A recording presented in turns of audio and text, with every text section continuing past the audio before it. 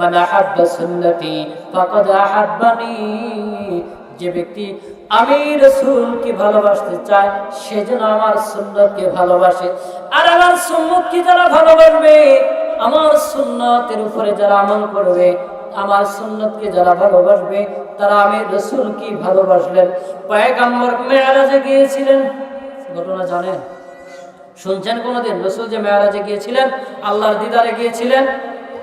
পয়গম্বর যখন, রাসূলুল্লাহ যখন আল্লাহর দিদারে গেলেন, দুনিয়ার মধ্যে আপনজন সবাই দুনিয়া থেকে একে একে বিদায় নিলেন। তিনি চিন্তায় পড়ে গেলেন, কেমন যিনি এতিম হয়ে গেলেন, কেমন যিনি চিন্তা করেন। এবার বন্ধুকে বন্ধু ডেকে নিয়ে যায়, জান্নাত ঘুরে ঘুরে দেখায়, জাহান্নাম ঘুরে ঘুরে দেখায়। আল্লাহ তাআলার সাথে সাক্ষাতের কথা হলো। এবার জান্নাতগুলো ঘুরে ঘুরে দেখে, জাহান্নামগুলো ঘুরে ঘুরে দেখে, কিন্তু জান্নাতের মধ্যে ঘুরে ঘুরে দেখার সময় পয়গম্বরের সামনে থেকে অনেক দূর থেকে কিসের জন্য একটা আওয়াজ আসে। আবার বোঝাও যায় না সামনে যেন কে হেঁটে হেঁটে যায়, বোঝাও যায় না ভালো করে সেটা কে হেঁটে যায়, কিন্তু এতটুকু বোঝা যায় জুতা পরলে জুতার যে একটা আওয়াজ, সেই আওয়াজটুকু আসে। পয়গম্বর বারবার খেয়াল করে, বারবার খেয়াল করে, বারবার চেষ্টা করে গো, কে সে সামনের জিনিসটা কি একটু জানার জন্য, কিন্তু পয়গম্বর বুঝতে পারতেছিল না। এবার পয়গম্বর রাহমাতুল লিল আলামিনের সফর সঙ্গী জিবরাইল আমিন আলাইহিস সালাতু ওয়াস সালাম কি ডাকে আর বলো, ভাই জিবরাইল, আমি কিসের আওয়াজ পাইতেছি, সামনে কি ওটা দেখা যায়? পয়গম্বরের জবাবে বলে, পয়গম্বরের জবাবে জিবরাইল আমিন আলাইহিস সালাতু ওয়াস সালাম বলে, ও আল্লাহর পয়গম্বর, ওটা হলো আপনার সাহাবী আবু বকর, ওমর, উসমান, আলী। কারণ আমি কিন্তু বললেন না, এত বড় বড় সাহাবী, কিন্তু তাদের নাম না বলিয়া জিবরাইল আমিন আলাইহিস সালাতু ওয়াস সালাম বললেন, ও আল্লাহর পয়গম্বর, ওটা হলো আপনার কালো সাহাবী হযরত বিলাল রাদিয়াল্লাহু তাআলা আনহু। বলেন সুবহানাল্লাহ। কিন্তু পয়গম্বর আশ্চর্য হয়ে গেলেন, তিনি আশরের নামাজ আদায় করলেন বিলালের সাথে, কিন্তু এখন আসিয়া দেখে বিলাল জান্নাতের মধ্যে ঘোরাফেরা করে। কি সে আমল করল গো বিলাল? কি আমলের কারণে বিলাল এত দামি হয়ে গেল যে বিলাল জান্নাতের মধ্যে ঘুরে, কিন্তু বিলাল এখনো দুনিয়ার মধ্যে আছে। বিলালের মতো একটা দেহ তৈরি করে জান্নাতের মধ্যে ঘোরায়। কি এমন আমল করলেন? পয়গম্বর এবার জান্নাত জাহান্নাম সব কিছু দেখে যখন দুনিয়াতে আবার আগমন করলেন, ফজরের নামাজ আদায় করিয়া বিলাল সহ সকলেই বসে আছে, কি নসিহত করবে, নসিহত শোনার জন্য। কিন্তু পয়গম্বর সালাম ফিরিয়া সাহাবা ইকরামের দিকে বসে প্রথমে ডাকলেন, বিলাল কোথায় আছে? বিলাল ভয়ে আতঙ্কিত হয়ে গেল, হায়রে এত বড় বড় সাহাবী উসমান, আবু বকর, আলী সবাই আছে, কিন্তু তাদেরকে ডাকলো না, আমাকে ডাকতেছে কেন? না জানি কোনো ভুল হয়ে গেছে আমার। কিন্তু বিলাল কাঁপতে কাঁপতে রাসূলের সামনে যায়, রাসূল ডাকে আর বলে, বিলাল, তোমার ভয়ের কোনো কারণ নাই, তুমি সুন্দর করে আমার সামনে বসো, আর বলো তো দেখি গো, তুমি এমন কি আমল করো যে আমলটা আল্লাহর কাছে খুব পছন্দ হয়ে গেছে? বিলাল ডাকে আর বলে, পয়গম্বর, আমার গলার আওয়াজ তো ভালো না, আমার কণ্ঠ সুরও ভালো না, আমার চেহারাও ভালো না, আমার ধন সম্পদ নাই, আমার মা বাবা ছিল গোলাম, আমিও গোলাম। বলে, গোলামের ঘরের গোলাম, আমি তো তেমন কোন সুন্দর আমল করতে পারি না। বলে, না বিলাল, তুমি একটু খেয়াল করে দেখো, কারণ আজ মেরাজের রাত্রিতে আমি বিলাল তোমাকে জান্নাতের মধ্যে দেখলাম, কিন্তু বিলাল খুঁজে পাই না। কিসে আমলের কারণে বিলালকে আল্লাহ তাআলা এত বড় মর্যাদা দান করলেন? বিলাল পয়গম্বর কি বলে, পয়গম্বর, আমি তো বুঝতে পারতেছি না কি এমন আমল আল্লাহর কাছে পছন্দ হয়েছে, তবে পয়গম্বর, আমি ছোট্ট দুইখানা আমল সব সময় করার চেষ্টা করেছি। বলে, কিসে আমল করেছো গো বিলাল? বিলাল ডাকে বলে, পয়গম্বর, যে আমলটা আমি করেছি সব সময়, সে আমলটা হলো পয়গম্বর আমি সর্বদাই চেষ্টা করেছি, সর্বহালতে চেষ্টা করেছি ওযুর হালতে থাকার জন্য। বলেন সুবহানাল্লাহ। কিন্তু বাঙালি মুসলমান পুরো চালাক, নামাজ পড়া লাগবে দেখে শরীরই পাক রাখে না। আছে না এরকম লোক? আজান হয়ে গেছে, মুয়াজ্জিন মসজিদের বারান্দায় দাঁড়ায় থাকে, যাইতেছে রাস্তা দিয়ে, ভাই আসেন আজান হয়ে গেছে নামাজ পড়েন। ওই লোক কয় না যে ওযু নাই, ওই লোককে আমার ভাই কাপড়ই বালা না, শরীরই অপবিত্র। আছে না এরকম?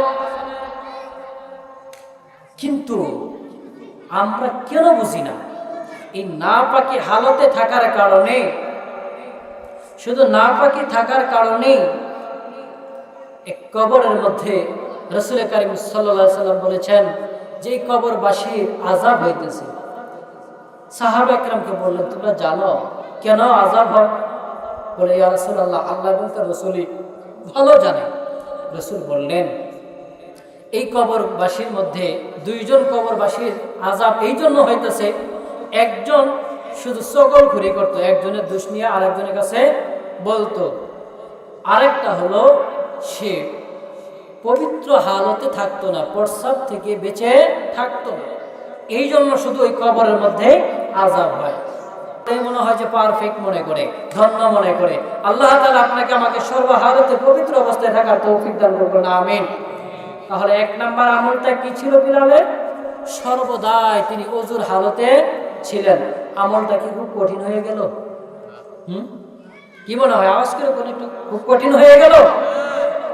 দ্বিতীয় নাম্বার, পয়গম্বরের সাহাবী বিলাল ডেকে বলল, ও পয়গম্বর, দ্বিতীয় নাম্বার যে আমলটা আমি করেছি, যখনই আমি ওযু করেছি, যখনই আমি পবিত্রতা অর্জন করে ওযু করেছি, তখনই আমি 2 রাকাত তাহিয়াতুল ওযু নামাজ আদায় করেছি। বলেন সুবহানাল্লাহ। পয়গম্বর ডাকে আর বলল, বিলাল, তোমার এই 2টা আমল আল্লাহর কাছে এত পছন্দ হয়েছে গো, যে 2টা আমলের কারণে বিলাল তুমি আছো দুনিয়ার মধ্যে, কিন্তু তোমার ছায়া দেখানো হয় জান্নাতে। সুবহানাল্লাহ। চাই না, লাভ ছাড়া কোনো কিছুই করতে চাই না। আজকে নগদ লাভ যদি এই এলাকার মানুষ বুঝতে পারতো, ওই তাফসীরুল কোরআন মাহফিলের মধ্যে গেলে একটা বিরিয়ানির প্যাকেট ধরায়া দেওয়া হবে, তাহলে আসরের আগে থেকেই প্যান্ডেল ভরপুর থাকতো, ঠিক না? বলে মানুষ আজকে নগদে বিশ্বাসী। ওগো আল্লাহর পয়গম্বর, আমরা যে আপনার সুন্নাত পালন করব গো পয়গম্বর, কি ফায়দা পাবো, কি লাভ হবে? পয়গম্বর বলেন, মান আহাব্বা সুন্নতি, যে আমার সুন্নাতকে ভালোবাসলো, মান আহাব্বা সুন্নতি ফাকাদ আহাব্বানি, আমাকে সে ভালোবাসলো, ফাকাদ আহাব্বানি, ওয়া মান আহাব্বানি কানা মাই ফিল জান্নাহ। পয়গম্বর বলেন, উম্মতেরা শুনে নাও, আমি রাসূলকে যারা ভালোবাসবে তারা আমি রাসূলের সাথে জান্নাতে থাকবে। রাসূলের সাথে জান্নাতে যাওয়ার ইচ্ছা আছে? তাহলে সুন্নাত পালন করা যাবে তো ইনশাআল্লাহ। এবার রাসূলকে আমরা ভালোবাসবো, রাসূলকে ভালোবাসলে আল্লাহকে ভালোবাসা হয়, তা আল্লাহকে ভালোবাসলে আমাদের ফায়দাটা কি হবে জানার দরকার আছে না? ওই যে বলছিলাম যে ঈমানদার যারা, ওয়াল্লাযীনা আমানু আশাদ্দু হুব্বান লিল্লাহ, যারা ঈমানদার তারা একমাত্র আল্লাহকে সবথেকে বেশি ভালোবাসবে। যারা আল্লাহকে ভালোবাসতে চায় তারা রাসূলকে ভালোবাসবে, রাসূলকে যারা ভালোবাসতে চায় তারা রাসূলের সুন্নাতকে ভালোবাসবে। আলোচনা কিন্তু দূর থেকে মিল আছে। তা আমি যে আল্লাহকে ভালোবাসবো, আল্লাহকে ভালোবাসলে লাভটা কি হবে? আল্লাহ নিজেই বলেন, কুল ইন কুনতুম তুহিব্বুনাল্লাহ ফাত্তাবিউনি ইউহিব্বুকুমুল্লাহ ওয়া ইয়াগফির লাকুম যুনুবাকুম ওয়াল্লাহু গফুরুর রহিম। বলেন আল্লাহু আকবার।